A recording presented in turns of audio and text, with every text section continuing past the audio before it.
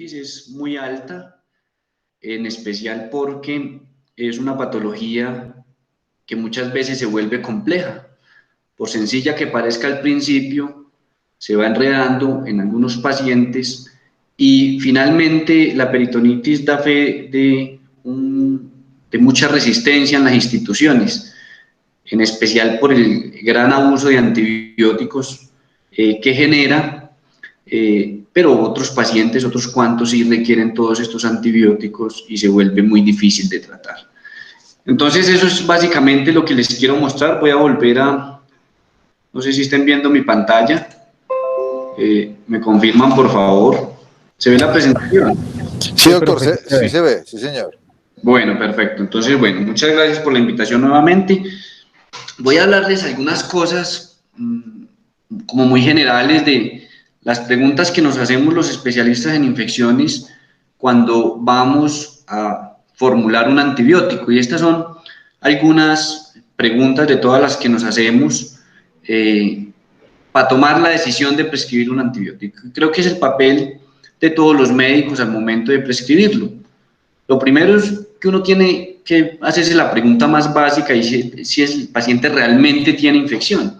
Y cuando se hace esa pregunta se hace la siguiente y es, bueno, ¿y esa infección es realmente bacteriana? Porque hay infección bacteriana, hay infección viral, hay infección fúngica. Y en ese sentido, pues es la pregunta que sigue. Pero hay una pregunta bien importante y es, bueno, ¿esa infección que tiene este paciente amenaza la vida? Y de ahí depende la emergencia con la cual yo tengo que formular el antibiótico. Si el paciente definitivamente tiene riesgo de fallecer, si retraso el tratamiento antibiótico, no tengo duda y hay que formularlo. Muchas veces, en esta patología en especial, es una medida para contener la infección en espera de poder controlar el foco. Y la pregunta adicional es, bueno, ¿y cuál es realmente el foco de infección? Que poderlo controlar va a ser el pilar fundamental de la terapia. Y la pregunta adicional es, bueno, ¿y cómo controlo ese foco? Recordemos que en pacientes muy críticos hay dos alternativas. La primera puede ser llevar al paciente a una cirugía abierta, pero la siguiente es, mientras me tomo el tiempo de controlar y compensar el paciente, pues hago lo menos invasivo posible. Sin embargo, este enfoque muchas veces no ofrece un control del foco lo suficientemente amplio. Y de acuerdo al posible foco, me debo preguntar cuáles son los gérmenes que me voy a encontrar, porque basado en ello es que voy a elegir el antibiótico que tenga el espectro para los gérmenes que me voy a encontrar, de forma tal que el antibiótico sea lo suficientemente efectivo para los microorganismos, pero que no sea de un espectro tan amplio que me genere una selección de resistencia, que les voy a mostrar en qué consiste básicamente. Y me debo preguntar si hay riesgo de resistencia bacteriana, ¿cierto? Y esta pregunta es fundamental porque yo quiero poner el antibiótico que tenga el espectro suficiente para matar los microorganismos, pero en aras de poner ese antibiótico, ese espectro tan estrecho, me puedo quedar por debajo del microorganismo que tengo y en ese sentido poner en riesgo la vida del paciente. Y otra pregunta bien importante y es por la que nos preocupamos mucho los infectólogos es ¿cuál es la muestra que debo tomar? Es diferente, para mí la vida es muy fácil cuando tengo un microorganismo en la mano y puedo contribuir a ofrecer una terapia dirigida. Eso me da muchas certezas, entre otras, la tranquilidad de que el paciente se va a mejorar, la tranquilidad de que puedo mandar al paciente rápido con una terapia oral a la casa, una terapia intravenosa en casa, pero cuando doy una terapia empírica todo resulta muy difícil.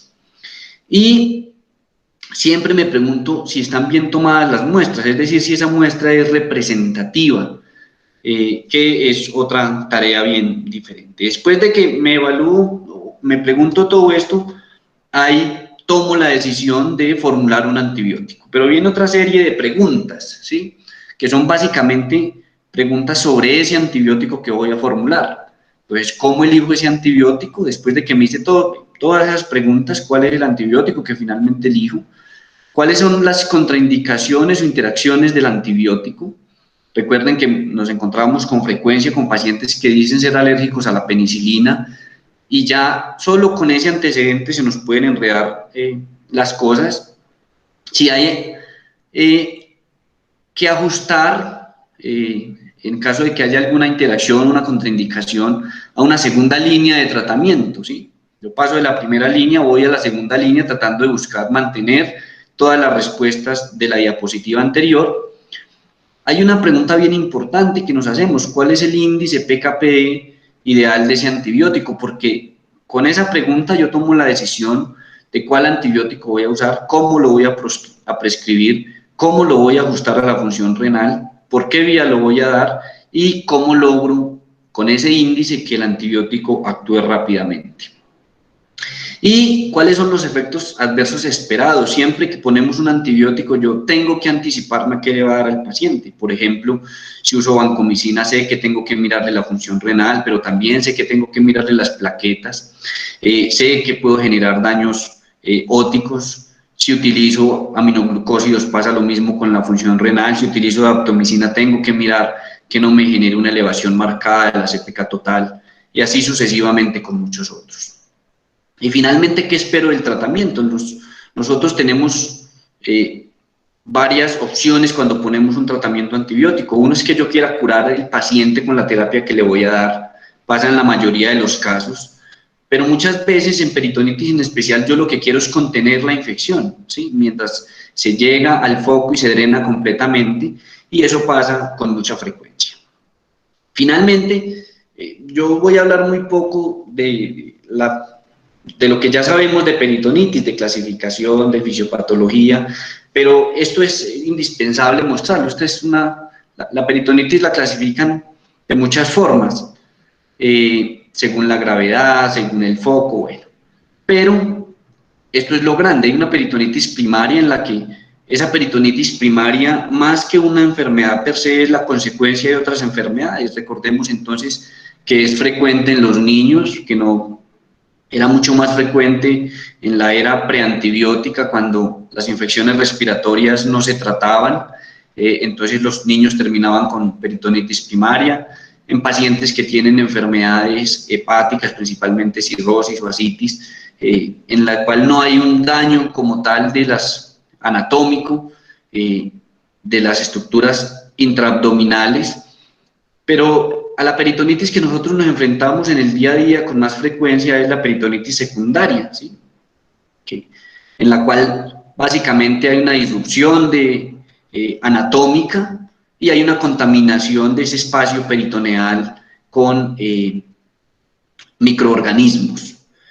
Y hay un estado más avanzado, que es la peritonitis terciaria, en la cual básicamente nos vamos a enfrentar con microorganismos de baja virulencia,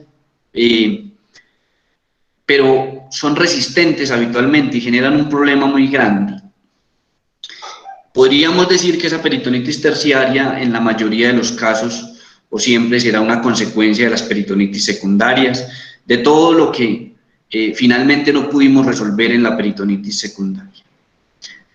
Aparte, dejan la peritonitis por CAPD, que tiene una clasificación aparte, tiene como dos subgrupos, entre los que está la peritonitis propiamente dicha, con germen identificado, y la neutrasitis, que muchas veces no tiene germen, tiene germen, pero un conteo de células inferior a 250.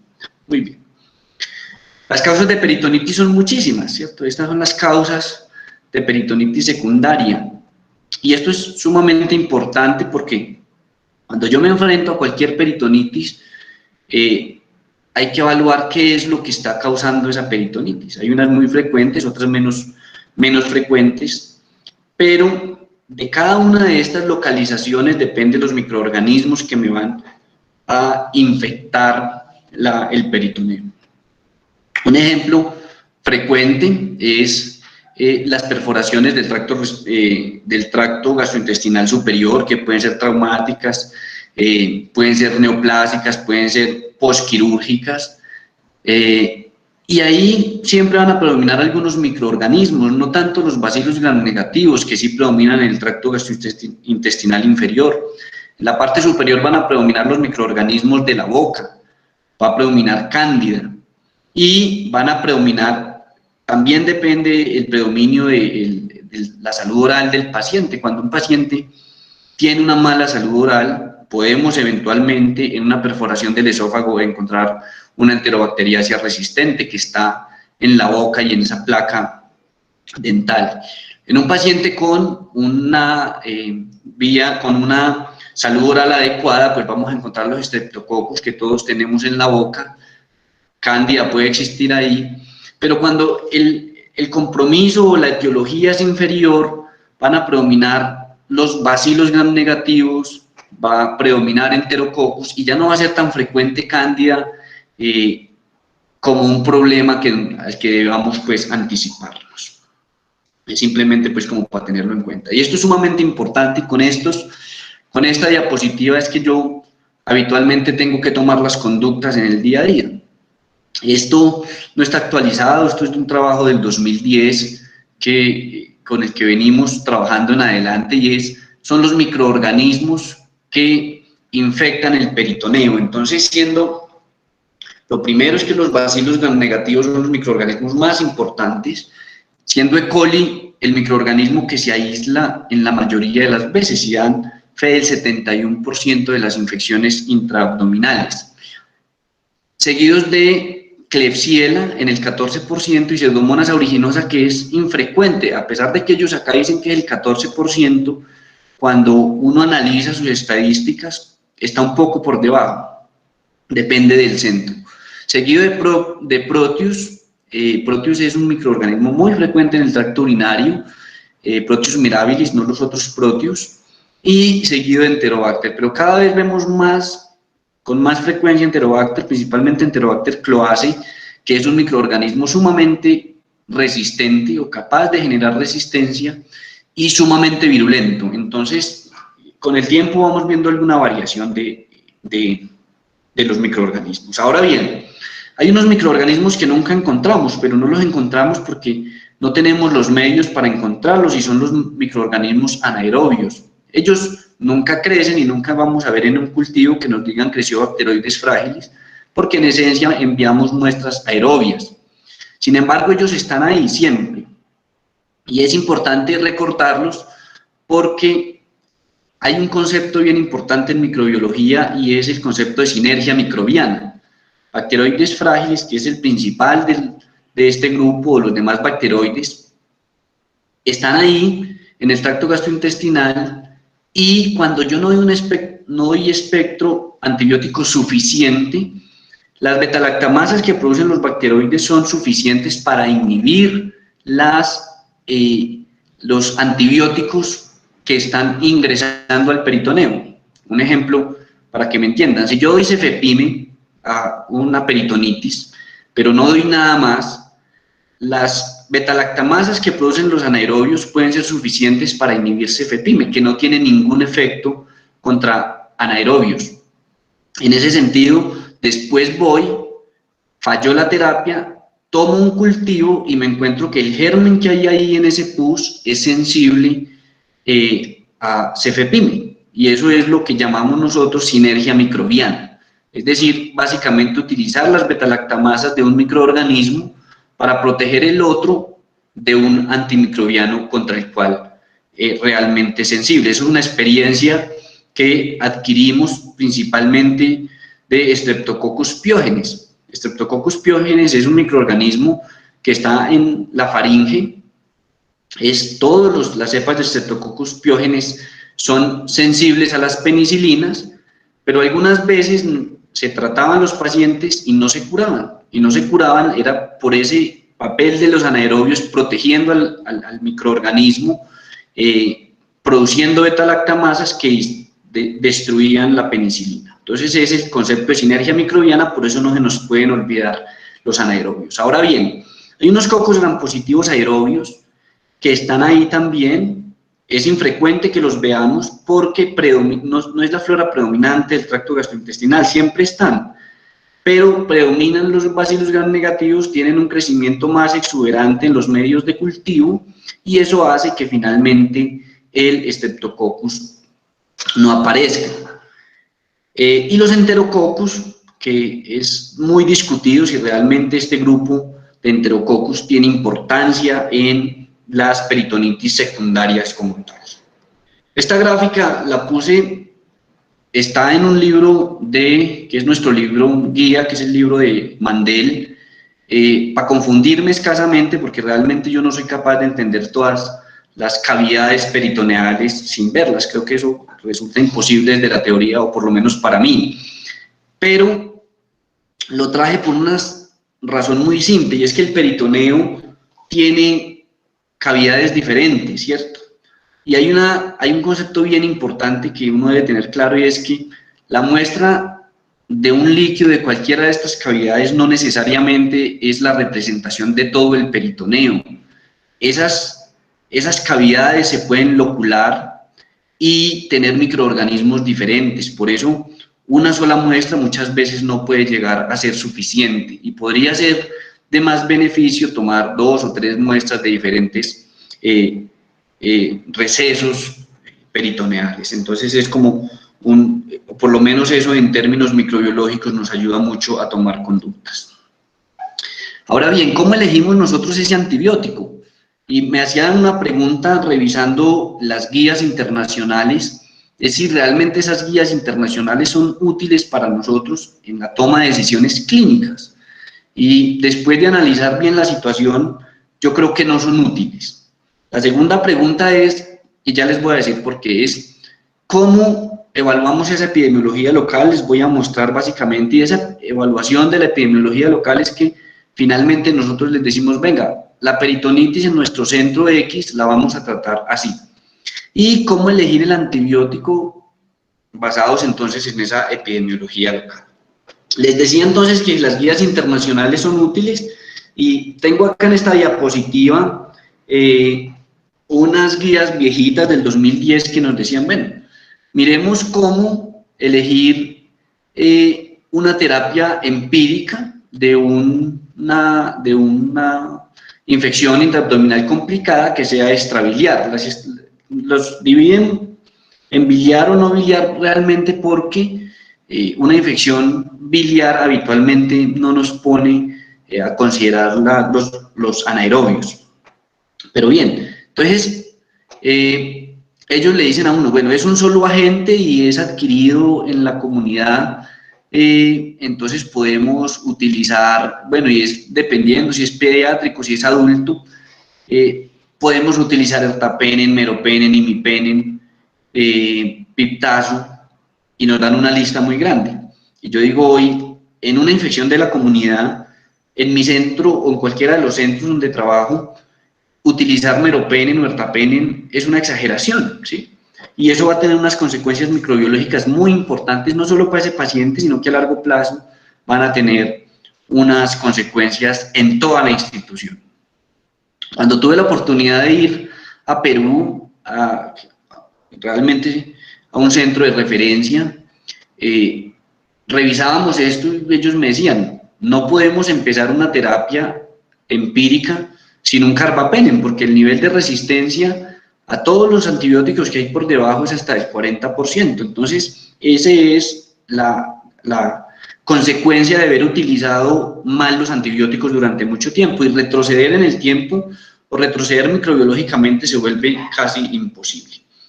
Bien, entonces lo que nosotros hacemos es esto, hacer un análisis microbiológico del comportamiento de los microorganismos durante un año en la institución, y con ello tomamos conductas. Este es una gráfica que muestra el comportamiento entre el 2018 y 2019 a nivel ciudad de los aislamientos. Entonces, en este año predominó el aislamiento de Klebsiella pneumoniae, esto toman todos los aislamientos, y el segundo microorganismo más frecuentemente aislado fue E. coli, después Staphylococcus, Pseudomonas aeruginosa, Candida y otros microorganismos por debajo.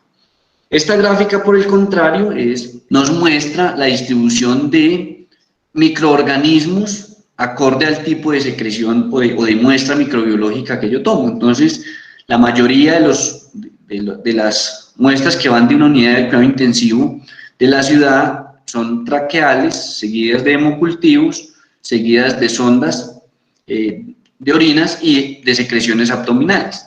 Y el microorganismo, cuando analizo los microorganismos, perfil de resistencia de los principales, que los podemos ver en la parte superior, acá está E. coli, acá está Klebsiella, Pseudomonas aeruginosa, Enterobacter cloaci, y voy y miro los antibióticos. En la pantalla, en mi lado izquierdo, están los antibióticos. La cantidad de microorganismos se dividen o se muestran en la parte superior, y este porcentaje donde dice porcentaje R es el porcentaje de resistencia. Entonces, para E. coli, solamente para poner un ejemplo, sabemos que E. coli es el principal microorganismo implicado en peritonitis, que es el segundo más frecuente aislado de todas las muestras en la ciudad. Ya les muestro otros datos de otro centro. Y si yo digo este SAM es sulbactam ampicilina, yo digo, venga, ¿cuántas E. colis de las que yo aislé en mi centro, en una UCI entre el 2018 y 2019, son resistentes a ampicilina sulbactam? Y me doy cuenta que el 40% de los microorganismos aislados son resistentes a ampicilina sulbactam.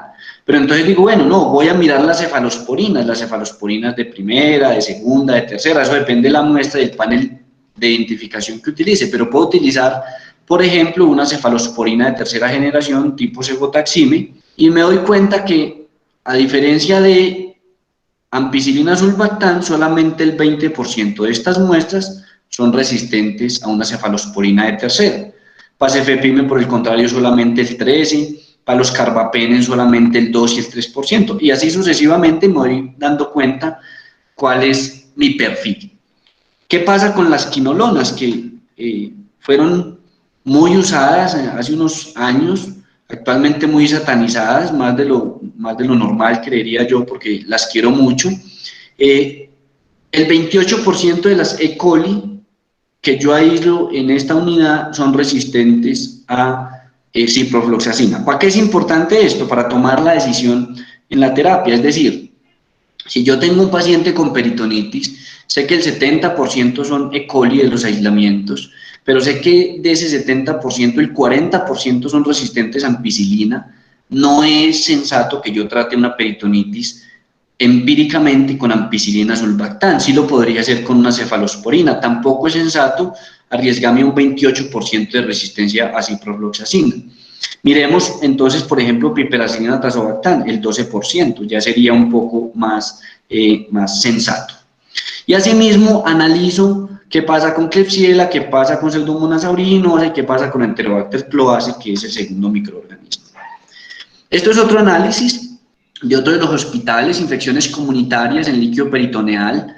Miren ustedes cómo en pacientes que vienen ambulatorios, la mayoría de los aislamientos son E. coli. 91% de E. coli y 9% de Klebsiella. Realmente pues hay una diferencia con lo que se publica internacionalmente, pero la tendencia es que la mayoría de las infecciones intraabdominales serán por E. coli. Y unas cuantas por Klebsiella, y quedan otras. Esto simplemente metiendo los dos más importantes, y quedan algunos que no aportan tanto a la epidemiología. Pero lo más importante de aquí es poder ver cuál es el perfil de resistencia de esas infecciones comunitarias, de muestras de líquido peritoneal, en las cuales tengo los principales microorganismos aislados. Entonces meto a Klebsiella y E. coli, y yo digo, venga, miremos cómo se comportan esos microorganismos en el peritoneo con respecto a los antibióticos. Entonces, con ampicilina sulbactam el nivel de resistencia llega próximo al 60%, pero cuando miro cefuroxime, que es la cefalosporina de segunda generación que utilizamos en este centro, está alrededor del 20%. Entonces, es más sensato que yo negocie ese riesgo de fallar en la terapia de un 20% y no un 60%. Y asimismo, cuando el paciente esté muy grave, pues yo podré tomar la decisión, venga, en espera de no correr el 20% de riesgo de fallar y no me da tiempo para el cultivo, pues voy a utilizar piperacillin tazobactam, en el cual la tasa de resistencia es inferior al 5%. Esto es en infecciones intraabdominales, por eso si la infección intraabdominal es hospitalaria, ya los microorganismos no son los mismos, y acá miren cómo la torta se divide en 4. E. coli, que está en el 30%, Klebsiella en el otro 30%.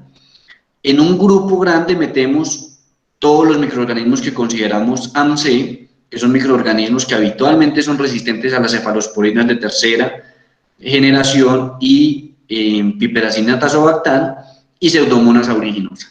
Y ahí la torta ya está mucho más dividida, y basado en ellos es que yo soy capaz de tomar la decisión de decir, miren, un paciente que tenga una infección intraabdominal, que sea hospitalaria, pues puedo cambiar las estrategias de terapia antimicrobiana empírica. Entonces, no utilizar, por ejemplo, nunca ampicilina sulbactam, que mire que el nivel de resistencia llega a cerca del 90%, las cefalosporinas de primera generación casi, la resistencia es del 100%, pero podría utilizar empíricamente piperacillin tazobactam, podría utilizar ertapenem, que está también autorizado en algunos centros. Bien, realmente, solamente para contarles un poquito de lo que nos preocupa a los infectólogos es esto, es que hay muchos tipos de mecanismos de resistencia, ¿cierto? Hay el mecanismo de resistencia que es el propio de la bacteria, ¿sí? Pero hay unos que son unas resistencias terapéuticas y dependen de otros factores, ¿cierto? Como los dependientes del hospedador, la enfermedad de base. No es lo mismo que esté tratando un paciente muy inmunosuprimido a un paciente joven que no tenga patologías. Las alteraciones, el sitio de infección como tal, ya se los decía, es diferente, que tenga una fuga de una anastomosis esófago yeyunal, que tenga una fuga en una anastomosis baja. En ese sentido, los microorganismos en los que yo tengo que pensar es diferente. Obviamente el inóculo se vuelve diferente. La presencia de cuerpos extraños es muy importante. ¿Por qué? Porque eso no me permite que el paciente se cure. Muchas veces es el factor perpetuador de cualquier infección. Y obviamente resistencia a los antibióticos, que dependen de la dosis, de los parámetros farmacocinéticos y farmacodinámicos, y los microorganismos como tal, la virulencia y la adhesividad del microorganismo. Y finalmente, con eso yo sé que la sensibilidad in vitro es diferente.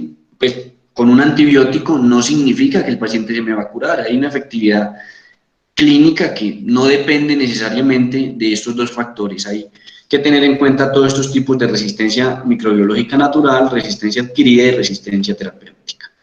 Hay una cosa bien importante que pasa en el intestino, y es el intestino, dependiendo entonces del sitio anatómico, asimismo tiene un conteo bacteriano que va aproximadamente de 10 a la 3 microorganismos por centímetro o por gramo de contenido intestinal, hasta 10 a la 10 y 10 a la 11 en el colon, 10 a la 3 proximal y 10 a la 11 en el colon. ¿Qué significa eso? Que el colon, realmente todo lo que uno saca de 1 centímetro de materia o de contenido intestinal son bacterias. La mayoría son bacterias, realmente no, casi que no cabe nada más. ¿Y qué pasa cuando yo le doy un antibiótico a un paciente que está lleno de bacterias? Pensemos así, esas heces son gérmenes sensibles.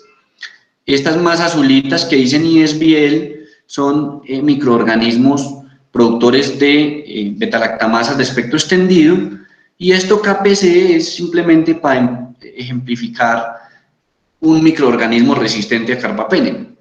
Si yo le doy a ese paciente que tiene 1 por 10 a la 10 microorganismos por gramo de contenido intestinal, le doy ampicilina sulbactam, pues se va a encargar de eliminar los microorganismos sensibles a ampicilina sulbactam. Pero resulta que no es capaz de eliminarme los microorganismos que son resistentes a ampicilina sulbactam, como las beta-lactamasas de espectro extendido. Entonces yo digo, bueno, resulta que ya eliminé los sensibles, se me infecta el paciente por un microorganismo productor de beta-lactamasas de espectro extendido, y digo, bueno, tengo la solución, se llama meropenem, y llego con el meropenem y lo elimino. Pero entonces, ¿qué me queda? Esos pocos microorganismos que todos colonizan el tracto gastrointestinal, son colonias aisladas que no han tenido la capacidad suficiente de crecer, pero se quedan ahí. Entonces yo le doy meropenem, y meropenem no es capaz de matar los microorganismos KPC.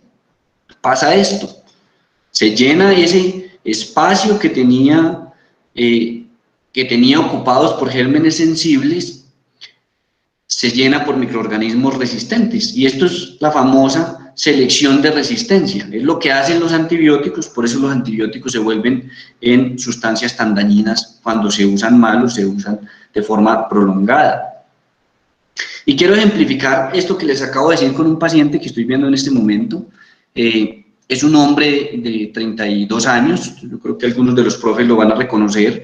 Ingresó el 7 de este mes por diarrea y dolor abdominal, todos pensamos que era una salmonelosis. Le dimos ceftriaxona y metronidazol y posteriormente no vimos que iba mejorando y le dimos ciprofloxacina.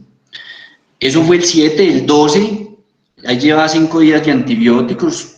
En una tomografía se vio que había un vólvulo, fue necesario llevarlo urgente a cirugía, se demostró perforación intestinal con microinfarto. Realmente la etiología de qué le pasó a este señor todavía no la conozco. Y en 2 lavados consecutivos los cultivos de líquido peritoneal, a pesar de la perforación, fueron negativos. Y el 16 nuevamente se llevó a anastomosis y se obtuvo pues una muestra de líquido peritoneal y se obtuvo un crecimiento de un bacilo gram negativo. Y esto es un ejemplo claro de lo que les acabo de explicar.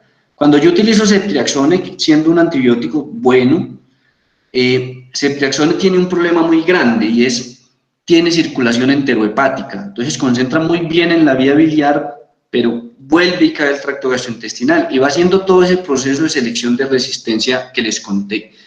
De ceftriaxone se aprendió que tenía una capacidad por encima de las otras cefalosporinas de generar o de inducir mucha resistencia. Entonces, cuando yo me enteré que iba creciendo un bacilo gram negativo, pues en presencia de estos 2 antibióticos ya uno se anticipa y efectivamente creció este microorganismo.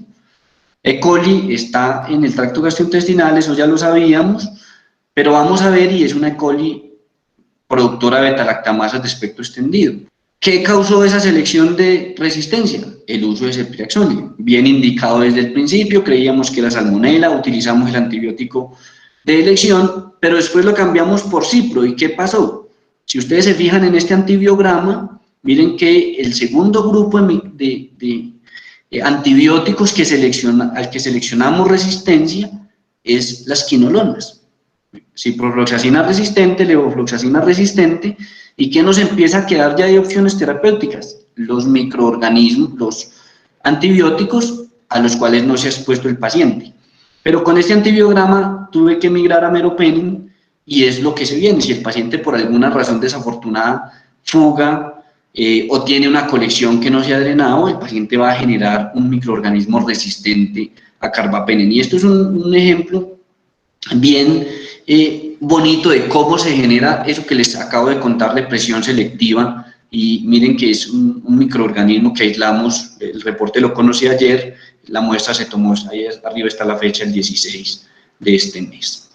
Y este es otro ejemplo bien importante, también un paciente que tenemos acá, lo venimos siguiendo, tiene 66 años, previamente sano, ingresó el 2 de octubre por apendicitis, se llevó a cirugía, se hizo lo que se tenía que hacer, se encontró una peritonitis ahí local, con un absceso local y se tomó una muestra de ese pus que había ahí, ya les voy a mostrar el antibiograma, y dimos lo que es el protocolo institucional, cefuroxime, que me quedó mal escrito, y metronidazol.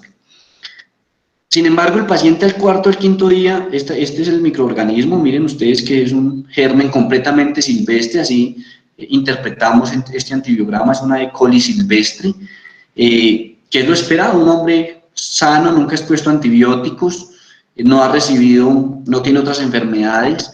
Entonces esto es lo que uno espera en ese cultivo. Al 5º día, 4º, 5º día el paciente no iba bien.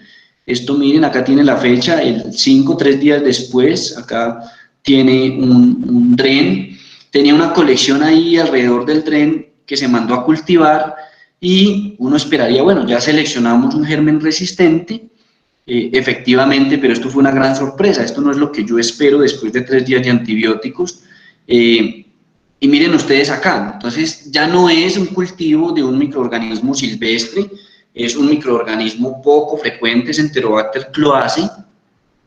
Miren ustedes que tiene un nivel elevado de resistencia y la forma, estos son los famosos microorganismos productores de AMC, que todos son resistentes a cefalosporinas de tercera generación, resistentes a piperacillina tazobactam, y me quedan para tratar estos microorganismos habitualmente los carbapenem o las quinolonas. Efectivamente, ustedes pueden ver que acá hay una resistencia a ertapenem, que no es habitual, entonces ya me empiezo a quedar sin herramientas para tratar. Yo quisiera preguntarle de pronto, ¿quién quisiera opinar con qué tratamos este microorganismo? Pensemos que realmente acá llevamos 2 días, 3 días de terapia, no era el germen que yo encontraba, que esperaba, y me salen con que ya no solamente es resistente a los antibióticos de primera línea, sino que es resistente a ertapenem. No sé si alguien quiera opinar, o de pronto mi residente que está por ahí, a ver si quiere dar su opinión, ¿qué le pondría? Miren que es resistente a ertapenem, pero sensible a meropenem, sensible a imipenem. ¿Cuál sería la terapia de elección? Bueno, entonces, miren, realmente esto es un problema para mí muy grande, porque cuando yo vi a este paciente... Diego, yo le pondría tigeciclina. Tigeciclina, sí, pero meropenem, ¿por qué no? Esto se podría interpretar como una hiperproducción de AMC. Para esto, las bacteriólogas hacen varias pruebas en el laboratorio para mirar si los mecanismos de resistencia se extienden a los demás carbapenem. Básicamente es lo que me montan acá en ese informe, que yo debo pedirlo al laboratorio. Hacen una prueba que es el test de inactivación del carbapenem, y si eso es positivo, esa resistencia se extiende a todos los carbapenem. Entonces, a pesar de que acá aparece sensible a meropenem, no se puede tratar con meropenem.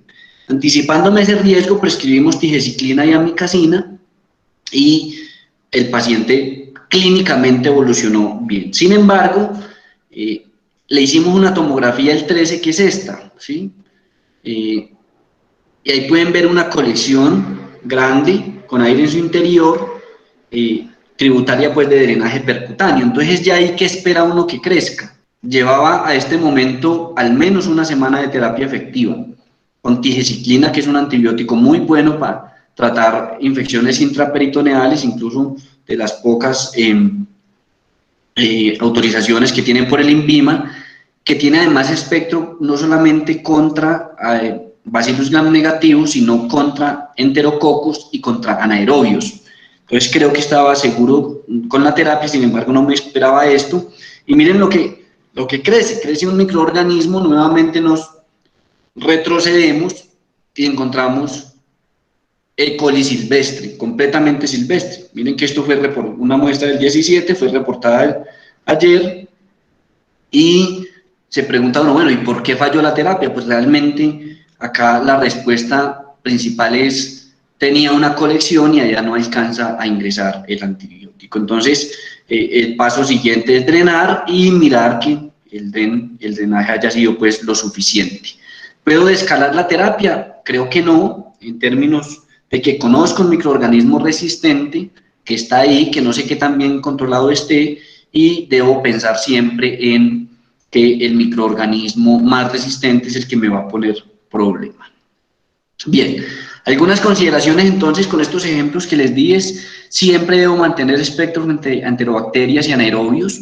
Enterococcus es un microorganismo que se aísla con mucha frecuencia, pero probablemente no tiene un significado clínico en infección comunitaria. Pasa lo mismo con Cándida cuando se aísla en las peritonitis iniciales. Algunos autores proponen no tratarlas. Tengo colegas que definitivamente han dicho yo no trato Cándida en esos primeros episodios de peritonitis, y he visto cómo se mejoran sin necesidad de tratamiento. Otros somos un poco más reservados con eso y preferimos darle ciclos, aunque sean cortos, cuando se aíslan en episodios iniciales. Bien, Es menos frecuente encontrar estos microorganismos, Enterobacter, Pseudomonas, algunos enterococos diferentes a fecalis, o Streptococcus. Staphylococcus aureus es extremadamente raro y habitualmente no le paramos bolas, y igual a los Staphylococcus coagulasa negativos. Bien, tenía por acá otros casos, pero creo que se vuelve enredado. Quiero decirles, adicional a ello, hay herramientas que utilizamos para saber, no es fácil tener en cuenta cuando uno se dedica uno de tiempo completo a tratar infecciones, que hay microorganismos que son intrínsecamente resistentes a algunos antimicrobianos y vale la pena siempre tener en cuenta estas ayudas. Esto se actualiza cada año, son reglas de CLSI, que son las instituciones internacionales que dan los puntos de corte de resistencia para los equipos automatizados. Entonces, por ejemplo, cuando uno tiene una infección por estos microorganismos que son los llamados no fermentadores, las opciones de terapia son muy pocas y se salen de los esquemas habituales, excepto Pseudomonas aeruginosa, que podría estar bajo el espectro de Piperacillin tazobactam, por ejemplo, pero miren que existen otros como Monas maltophilia, que no es un microorganismo frecuente, pero cuando lo aislamos es extremadamente difícil de tratar.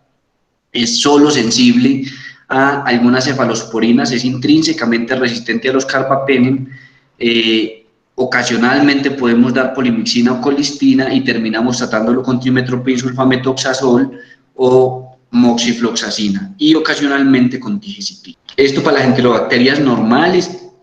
Miren cómo hay unos microorganismos que son mucho más rebeldes.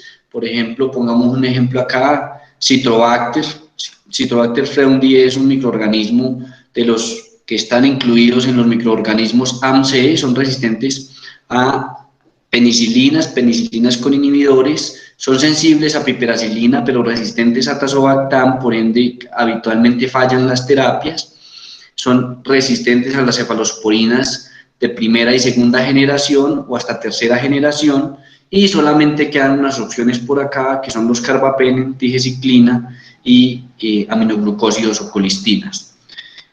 Microorganismos como E. coli, por ejemplo, que están acá, son todos intrínsecamente sensibles a todos los antibióticos y ya toca que es interpretar el antibiograma. Con los enterococcus también tenemos muchos problemas. Las opciones de enterococcus, cuando se vuelven resistentes en microorganismos, en peritonitis terciarias, entonces el problema es mayor, primero porque habitualmente ya no son enterococcus fecalis, sino fecium o otros que son enterococcus resistentes a vancomicina intrínsecamente, como son gallinaros, cassilliflavos o flavenses, que generan mucho problema y terminamos tratándolos con daptomicina, con tigecyclina o con linezolid.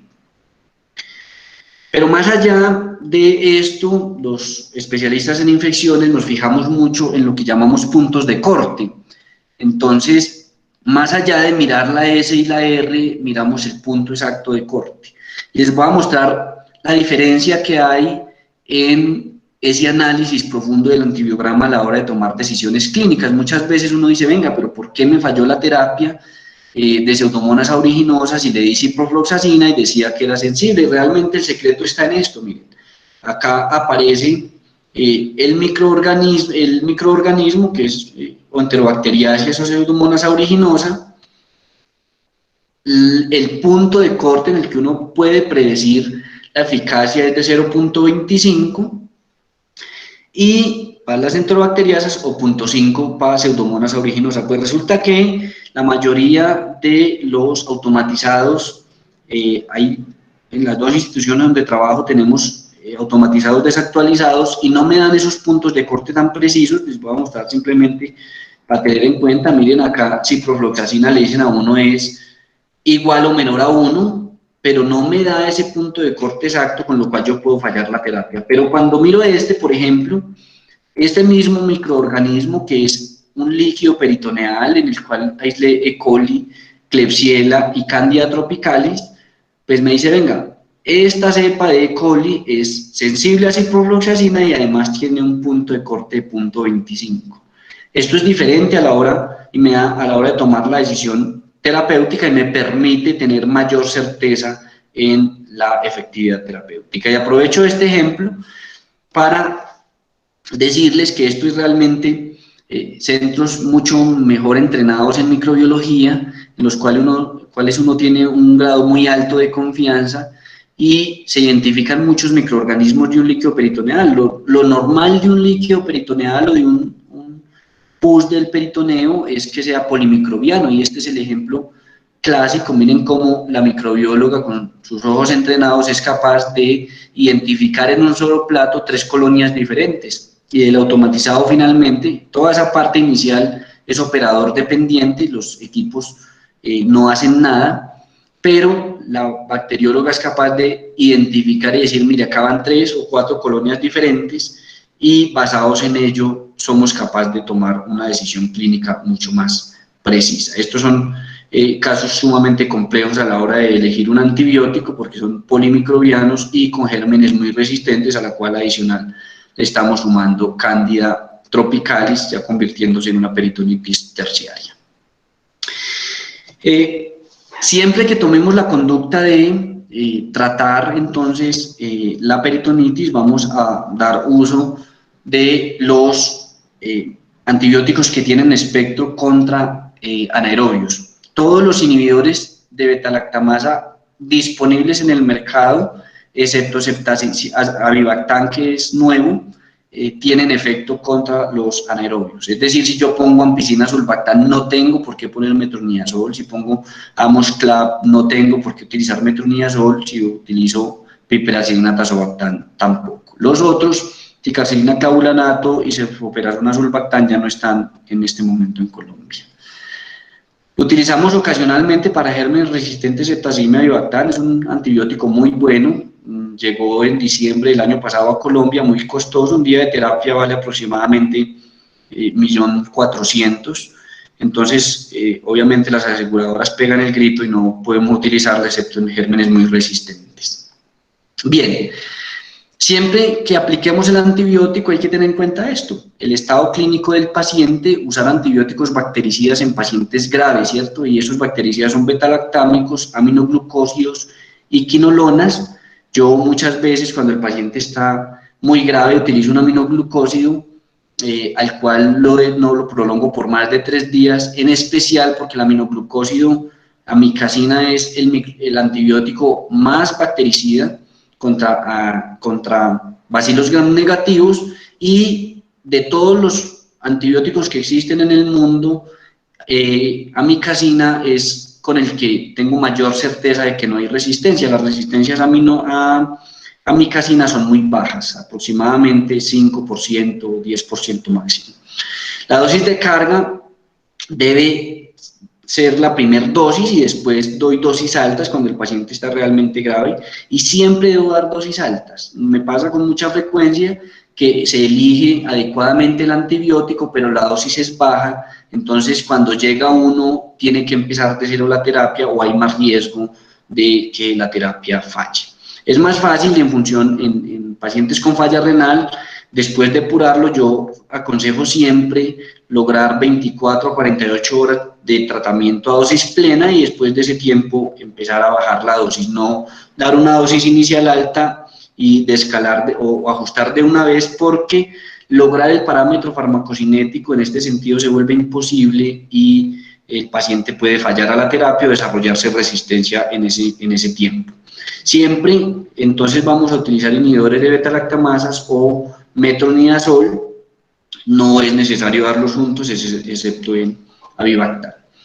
Esto es un poco de lo que pienso yo cuando formulo el antibiótico: es lograr esto que pongo acá, es la MIC, y el parámetro que yo debo utilizar, por ejemplo, en un beta-lactámico, es tiempo sobre la MIC, y eso es el porcentaje del tiempo que esta curva verde, que es el antibiótico libre, está sobre esta raya, que es la MIC del microorganismo, la concentración inhibitoria mínima. Entonces, en términos prácticos, lo que yo pretendo es esto: Si yo digo que voy a utilizar un antibiótico que necesita un tiempo sobre la MIC del 60%, del 40%, es esto, que la suma de estos espacios que hay acá durante las 24 horas sean más de ese tiempo que necesito. Cada antibiótico beta-lactámico, que son los clásicos tiempos sobre la MIC, necesitan un tiempo diferente, los carbapen en 40%, las cefalosporinas 60-70% y las penicilinas hasta 80 y 90%, por eso la frecuencia se va cambiando.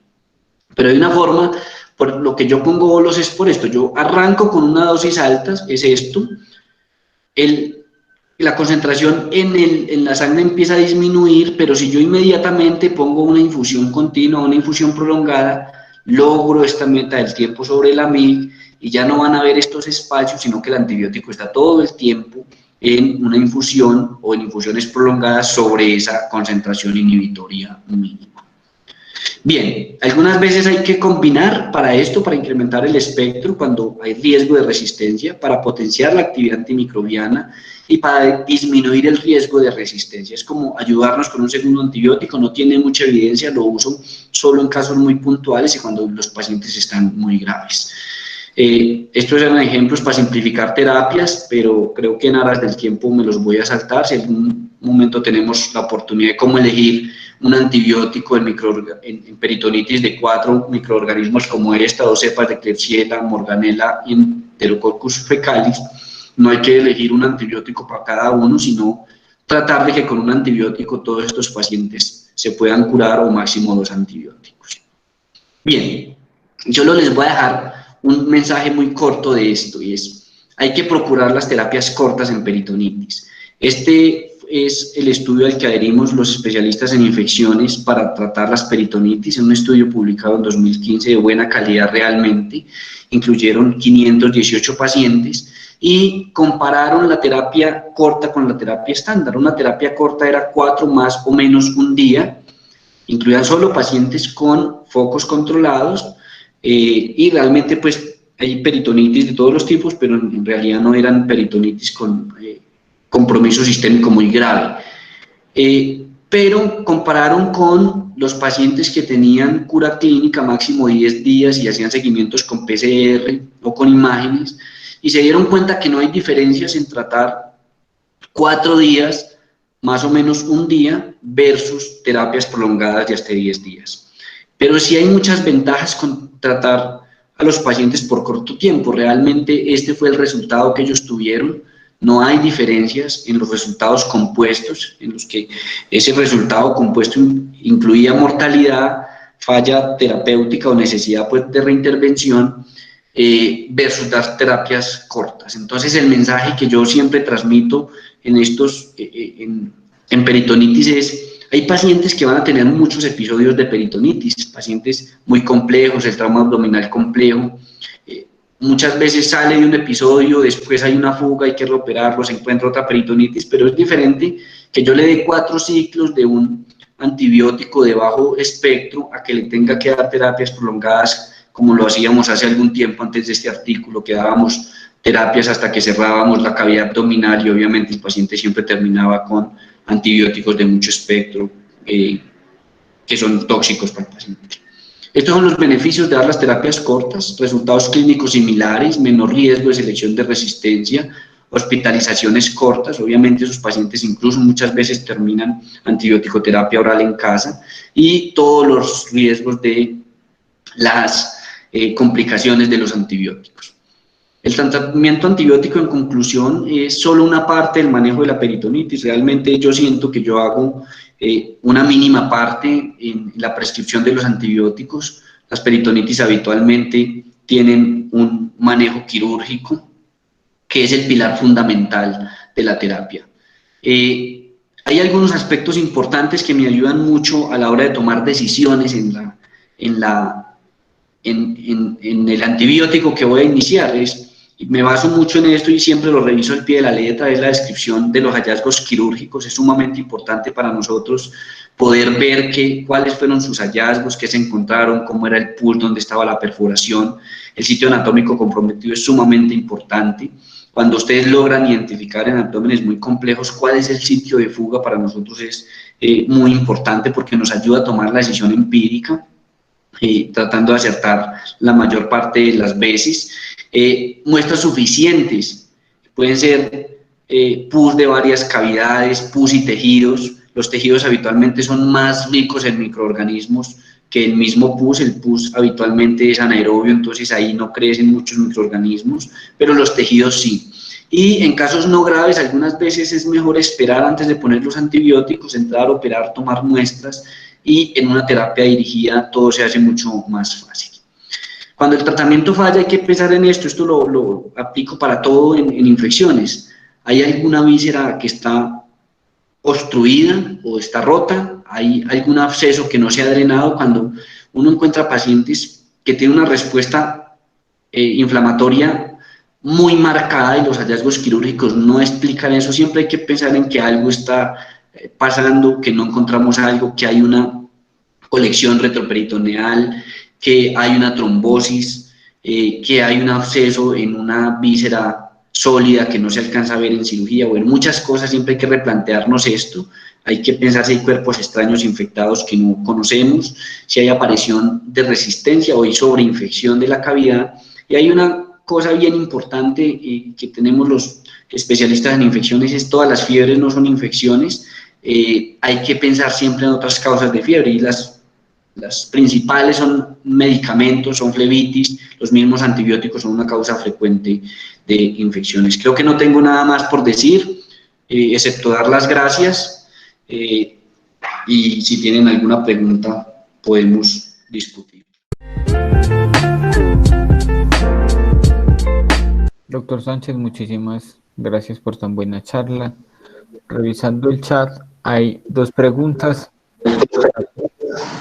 La primera del doctor Purificado, que dice: usamos mucho el abierto en peritonitis.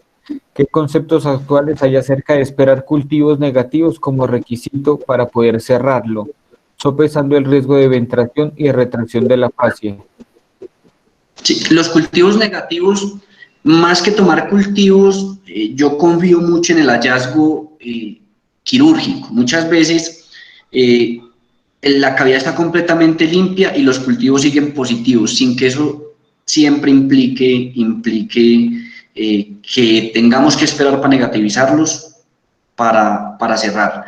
Incluso no es recomendado siempre hacer cultivos. El cultivo es de gran utilidad cuando hay un cambio macroscópico muy evidente, ¿cierto? Y cuando puede ser que se encuentre una nueva perforación, ahí sí, porque la flora pudo cambiar. Es decir, yo empecé con E. coli silvestre, hay una nueva perforación, no hay una fuga en un sitio diferente, ahí me puede cambiar mucho la microbiota y puede ser de utilidad. Pero cuando el paciente va bien, no hay nuevas fugas, tengo una terapia dirigida y macroscópicamente la cavidad está limpia, yo creo que no es necesario, incluso las recomendaciones ahí no tendríamos que tomar cultivos. El cierre de la cavidad debe ser lo antes posible, ¿sí? Las cavidades abiertas siempre generan muchos problemas y mucho riesgo de sobreinfección. Esto, muchas gracias. Y la segunda intervención es del doctor Sergio Montoya, que dice: habitualmente en el manejo de pacientes con peritonitis secundaria se observa una tendencia a manejos con monoterapia, sabiendo que la literatura recomienda el uso de 2 o incluso 3 antibióticos en un mismo paciente. ¿Cuál es la mejor recomendación con respecto a este tópico? También nos pregunta: ¿es necesario usar metronidazol a pesar del uso de antibióticos de amplio espectro? ¿Y cuándo utilizar antifúngicos? Perfecto. Esa pregunta de antifúngicos podemos acá hacer un simposio completo. Pero con la otra pregunta es mucho más fácil. Lo primero es saber cuáles son los antibióticos que tienen un espectro adecuado contra anaerobios. A grandes rasgos los voy a nombrar. Todos los inhibidores, o todos no, excepto avibactam, piperacina, tazobactam, ampicilina, sulbactam. Muchas veces me van a ver tratando con ampicilina, sulbactam cuando es una terapia dirigida, ¿sí? Ahí sí lo podemos tratar, usar ampicilbactam. Ampicilbactam tiene muy buen efecto contra bacteroides. Es tan bueno que una de las principales causas de Clostridium difficile en el mundo es ampicsulbactam, precisamente porque es tan efectivo contra los anaerobios que rápidamente disminuye la flora anaerobia y permite que los clostridioides crezcan. Entonces van ampicsulba, piptazo, los carbapenem, todos tienen muy buen efecto contra anaerobios, es decir, que no tendríamos que utilizar un carbapenem con metronidazol, no tendríamos que juntar ampicsulba con metronidazol ni piptazo contra metronidazol. ¿Cuándo sí hay que usarlos? Cuando tengo antibióticos que tienen cero espectro contra anaerobios. En ese sentido son cefalosporinas de primera, de segunda, monobactámicos como Astrionan, cefalosporinas de tercera y de cuarta generación, las quinolonas, eventualmente cuando tengamos que utilizar colistinas o polimixinas para gérmenes muy resistentes, cero efecto contra anaerobios, cero efecto contra gram positivos. Entonces ahí siempre se vuelve indispensable utilizar metronidazol. Con tigecyclina no hay problema, tigecyclina es un antibiótico que tiene espectro, mucho espectro, por eso hay que guardárselo para lo último, porque tiene efecto contra anaerobios, contra gram positivos y contra gram negativos. Bueno, y con respecto a la terapia de Cándida, creo que es una pregunta muy difícil, porque no está bien dilucidada en la literatura. Le voy a decir cuándo se aprueba en este momento. Realmente hay una indicación que es la indicación terapéutica y otra indicación que es la indicación profiláctica. Hay detractores para todo, hay quienes defienden la una y quienes defienden la otra. La indicación profiláctica, básicamente, cuando uno aborda las guías de candidiasis invasiva, está para los pacientes que han tenido necesidad de múltiples intervenciones abdominales o fugas recurrentes en el tracto gastrointestinal superior, ¿sí? ¿Cuántas intervenciones y cuántas fugas? No está completamente claro, ¿cierto? Pero cuando ya hay más de dos o más, ya empieza a existir riesgo. La profilaxis ahí se indica, bueno, y a eso hay que sumarle que cuando uno aplica los scores de Cándida, que puede ser el Cándida Score y otros cuantos que hay, ya hay muchos, esos pacientes, el solo hecho de tener una cirugía abdominal complicada, ya están puntuando en los scores. Habitualmente necesitan terapia parenteral, también puntúan los scores, y cuando el paciente está grave, puntúa y ahí hay que poner. Cuando uno adhiere a los scores. Pero el riesgo grande que tiene dar terapias profilácticas es el mismo problema de los antibióticos, se llama selección de resistencia. Entonces, yo me guardo esa opción para terapias dirigidas idealmente. En algunos casos tenemos que ceder cuando el paciente está grave. Hay una situación en la que nunca me ahorro las equinocandinas, y es paciente que tiene fugas en el tracto gastrointestinal superior y está en choque, hay que ponerle sí o sí, porque es preferible quitarle después la equinocandina al segundo o al tercer día cuando tenga cultivos, a lamentarme de haber perdido 2 días de haber tratado a ese paciente. Ahí tendemos a ponerle sin ningún problema y después ajustamos. Cuando hay perforaciones en ascensos o se forma el peritonitis y se forma mediastinitis, ahí casi siempre terminamos poniendo equinocandina. La elección es fácil, realmente es dependiendo de la gravedad del paciente. Si yo tengo un paciente con peritonitis y no está grave, identifiqué cándida sensible a azoles, debo dar un azol. Son microorganismos realmente, afortunadamente, en esos episodios iniciales de baja virulencia y son fáciles de tratar. Las equinocandinas las reservamos para los pacientes que necesitamos una actividad fungicida y rápida. Entonces el paciente grave siempre debe ir con equinocandina. Cuando el paciente recupera la vía oral, se puede pasar de equinocandinas a azoles incluso orales, porque la mayoría se absorben cerca del 100%. al menos 90% se absorben, un tracto gastrointestinal indemne los absorbe sin problema. Insisto, es una discusión muy amplia, incluso todos los congresos hacen 2 o 3 días de discusión de enfermedad fúngica invasora y todavía hay algunos consensos, pero no se logra al 100. La literatura de enfermedades infecciosas es clara en decir que no se conoce el verdadero efecto de tratar Candida en el peritoneo. Como les contaba, hay gente que lo deja ahí y no lo trata. Listo, muchas gracias. No sé si alguno de los profesores o alguno de los compañeros tiene alguna intervención, preguntas. Diego. Sí. Giovanni Chineto. Giovanni. Diego, una pregunta, parce. Pues primero, felicitarlos por la charla. Muy buena, muy didáctica, muy ilustrativa, pues como en lo que nos quiso dar por mensaje. Siempre tengo una duda. Cuando nosotros hablamos, por ejemplo, de, digamos, de penicilinas en general, hablamos de utilizar, por ejemplo, ampicilina sulbactam, utilizar piperacinato azobactam, cefalosporinas. Si uno tiene en cuenta, digamos, los tiempos que tienen que estar por encima de la MIC, lo ideal con todos estos antibióticos no fuera siempre utilizarlos en infusión continua y no dejarlos como efectos picos, sino convertirlos en efecto meseta. Ya, eso depende de la gravedad del paciente, ¿sí?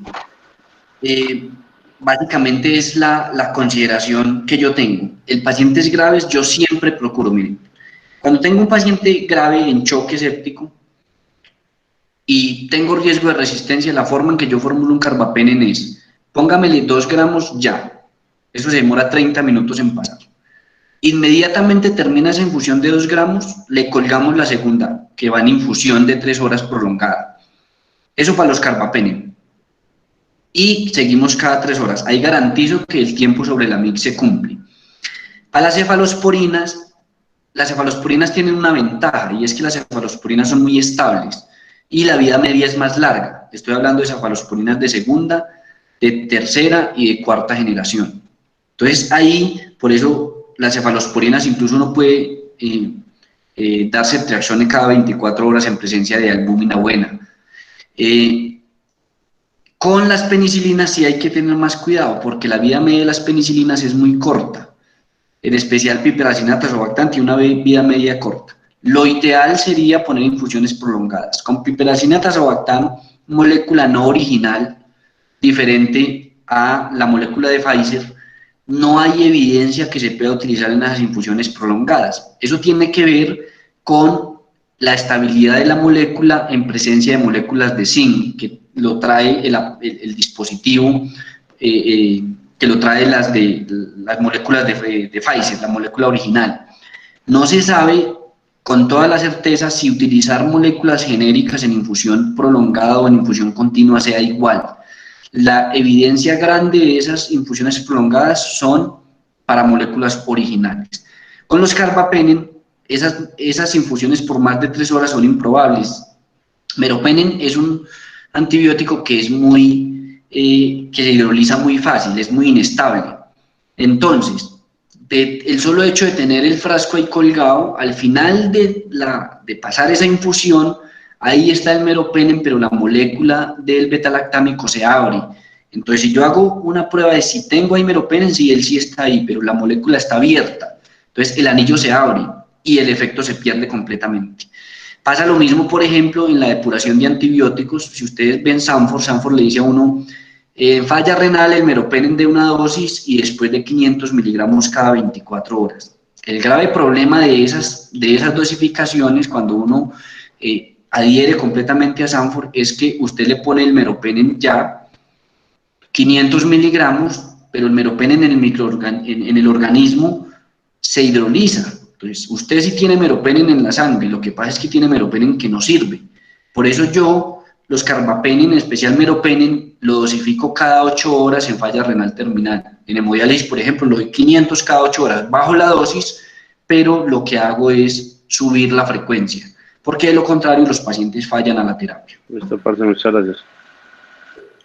Hay otra pregunta de la doctora Erika Jaramillo, que dice, piperacilina tazobactam no se debe utilizar nunca con metronidazol en peritonitis secundaria. Nunca, nunca, porque el tazobactam es suficientemente efectivo para los anaerobios. Entonces es redundante. Mira, hay una cosa bien importante que uno quiere hacer en terapia antibiótica y es evitar efectos adversos, efecto colateral realmente se llama. El efecto colateral más grande de los antibióticos es resistencia bacteriana. Incluso cuando yo tengo que dar una terapia en la cual no tengo que utilizar espectro contra anaerobios, yo me ahorro el anaerobio. Es decir, si tengo E. coli en un foco por fuera, puede ser biliar, ¿sí? En la cual no siempre hay anaerobios, y tengo la opción de tratarlo con una cefalosporina como cefuroxime o con un monobactámico como Astrionam que no tienen ningún efecto contra anaerobios, ya hay ganancia de no matar la flora anaerobia del intestino del paciente. Porque meterse uno contra la flora anaerobia del paciente implica dejarle espacio a los clostridioides, y ahí es donde se vienen las colitis por clostridio, o se vienen las diarreas por antibióticos. Esas diarreas por antibióticos son más frecuentes en antibióticos que tienen espectro contra anaerobios. Entonces, toda vez que yo me puedo ahorrar antibióticos contra la flora del paciente, hay ganancia. Listo, muchas gracias. Y la segunda duda de la doctora Jaramillo es: ¿cuándo preferir cefuroxime metronidazol o piperacilina tazobactam como manejo inicial en peritonitis secundarias por perforación del tracto digestivo inferior? Correcto, mira. Si el paciente no ha recibido antibióticos antes, es decir, el paciente tiene una perforación, ¿no? Voy a poner un ejemplo, una diverticolitis que se complicó y terminó en peritonitis. El paciente no ha recibido antibióticos. Ahí la posibilidad de que yo tenga un germen sensible es muy alta, ¿sí? Estoy alrededor del 80% de tener un germen sensible. Si el paciente ya recibió antibióticos, la posibilidad de tener resistencia a las cefalosporinas ya es mayor. Ahí ya estoy abordando un paciente con una infección casi intrahospitalaria o intrahospitalaria. Es más fácil que acierten el tratamiento con piperacilina tazobactam. Ventajas de utilizar la cefalosporina con el metronidazol: que me ahorro el espectro contra Pseudomonas aeruginosa. Cefuroxime tiene cero espectro contra Pseudomonas aeruginosa, entonces no estoy generando presión selectiva con Pseudomonas aeruginosa. Pero cuando ya tengo riesgo, incluso algún paciente que tenga riesgo, que haya recibido antibióticos en la casa o que en los últimos 3 meses haya recibido antibióticos, yo podría decir: no, este paciente tiene más riesgo de resistencia, no doy cefuro metronidazol, sino que doy piperacilina tazobactam. Listo, muchas gracias. Yo tengo una duda. ¿Hay cambios si uno toma la muestra en culturete o con la jeringa? ¿O se puede hacer de cualquiera de las dos formas o cambia un poco eso para la interpretación después? No, pues mientras el microorganismo, mientras todo se haga en el intraoperatorio, habitualmente el rendimiento puede ser el mismo, ¿cierto? Si hay algunas cosas que uno puede hacer, es, por ejemplo, en las colecciones, no tomar la jeringada de pus de la mitad del absceso, ¿cierto? Porque estás cogiéndolo del sitio más anaerobio de la muestra. Muchas veces se recomienda es al final como el sedimento del absceso o más hacia la periferia, ¿sí? ¿Por qué? Porque ahí es donde está llegando todavía hay algo de circulación y es una zona no tan anaerobia. Ahí se podría optimizar el rendimiento de la muestra. Lo otro es un tejido, ¿sí? Un pedazo de peritoneo inflamado, pues, o mandar entre pus y tejido. Las bacteriólogas cogen esas muestras de tejido y las maceran en medio del pus, liberan el microorganismo y es más fácil hacerlo crecer. Entonces, ahí creo que es como lo que se puede hacer. Hay otra pregunta del doctor Sergio Montoya que dice: ¿cuál debe ser el tiempo correcto de terapia antibiótica parenteral? ¿Y cuándo considerar seguro continuar terapia oral ambulatoria? Sí, básicamente, tengamos en cuenta que la terapia total de un paciente que evoluciona muy bien es 5 días, ¿cierto? Yo procuro no pasarme de 5 días con algunas excepciones, pues. Si el paciente va muy bien y conozco el germen, puedo pasar a vía oral. De lo contrario es imposible. O sea, terapia empírica oral es un riesgo. ¿Por qué? porque no soy capaz, la biodisponibilidad, por muy buena que sea de las cefalosporinas, no alcanza a ser del 100%. Y entonces yo paso un ejemplo concreto, doy 1.5 gramos de cefuroxime intravenosos cada 8 horas, donde estoy garantizando que el 100% de ese antibiótico llega a la circulación. Pero cuando voy a descalarme o pasarme a la vía oral, doy máximo 2 cápsulas, es decir, 1 gramo cada 8 horas, si el paciente las tolera. No doy 3 tabletas cada 8 horas para sumar el antibiótico que pongo intravenoso. Entonces, ahí el riesgo es mayor. O sea, solo en terapia dirigida. ¿Cuánto? Es muy difícil. Yo creo que hay que individualizar cada paciente, pero pues está alrededor. Yo lo que veo acá en la institución es 2, 3 días, el paciente va muy bien, tolera la vía oral, garantizo que ese antibiótico va a ser efectivo y terminan 2 o 3 días en la casa, pues, que es el tiempo que tarda el paciente en definirse el alta, creo yo. Bueno, hay una cosa que tengo que aclarar, es si el paciente por alguna razón tiene bacteriemia, es otro cuento, es un rollo aparte, ¿sí? No son los 5 días de peritonitis, son los 10 días de la bacteriemia, ¿sí?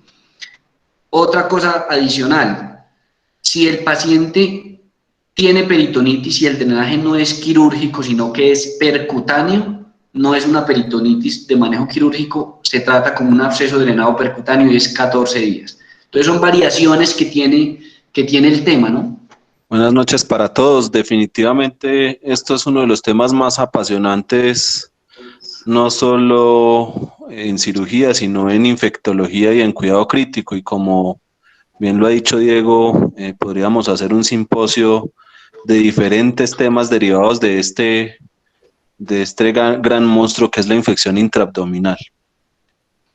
Pero entonces yo quiero, Diego, y sé que lo hemos hablado porque compartimos en los sitios donde elaboramos sobre este tema específico, yo quiero que usted nos aclare 3 puntos específicos. El primero es bien sabido y usted ya lo dijo que desde que empezaron a usarse en infección intraabdominal los principios de Kirchner, el 80% depende de la intervención quirúrgica y apenas un 20% depende de infectología, o sea, de la elección adecuada del antibiótico y pues del cuidado crítico o del cuidado posoperatorio que el paciente requiera en un momento determinado. En ese orden de ideas, nosotros tenemos que definir empíricamente un antibiótico inicial en ese paciente. Yo me voy a enfocar en el paciente que nos llega grave al quirófano con una infección intraabdominal complicada severa, porque esa clasificación existe. Y nosotros nos basamos en unos scores de severidad, pues que en próximas oportunidades discutiremos. Ese paciente al cual nosotros tenemos que iniciarle empíricamente un cubrimiento antibiótico porque está en un estado de shock y probablemente está a puertas de la disfunción multiorgánica y que requiere lógicamente una laparotomía de índice para controlar el foco. ¿Ese paciente usted con qué antibiótico lo maneja? Indiferentemente de que se... Permítame, sí. Yo le hago las otras 2 preguntas. La segunda pregunta es el cultivo. ¿El cultivo lo tenemos que tomar antes del lavado o después de hacer el lavado?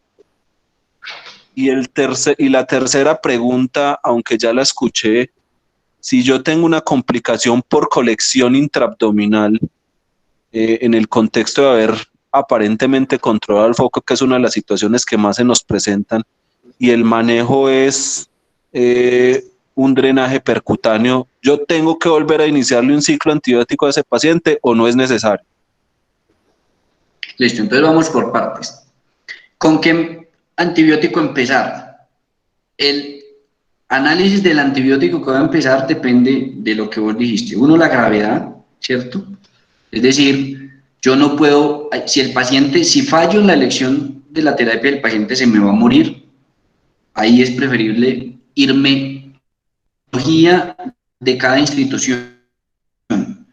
Yo trabajo en 2 instituciones, las 2 de la ciudad, a 10 minutos la una de la otra, y la flora de las en los pacientes, de la exposición a antibióticos, del control de esas comorbilidades. Entonces, esa elección del antibiótico depende vos donde estés trabajando.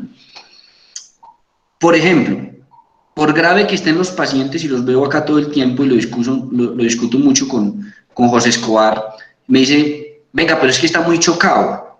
Yo, sí, pero es que el foco es el mismo y los factores de riesgo son los mismos, entonces no cambiamos, es decir, esa gravedad del paciente no se compensa con espectro antibiótico.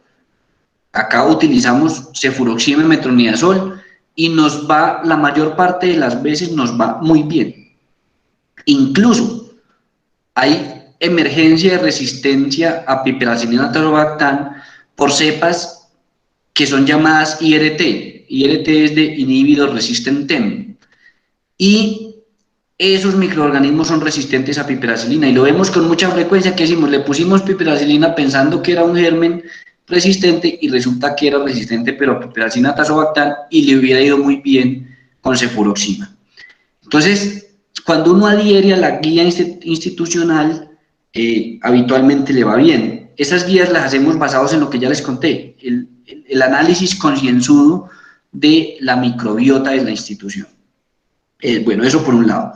Es decir, si usted en ese hospital de Caldas arranca con cefuroxima y metronidazol en un paciente grave, a la dosis que es, con las consideraciones que ya les dije, de dosis de carga, de dosis altas, de no depurar tempranamente a la función renal, tiende a irle muy bien, ¿sí?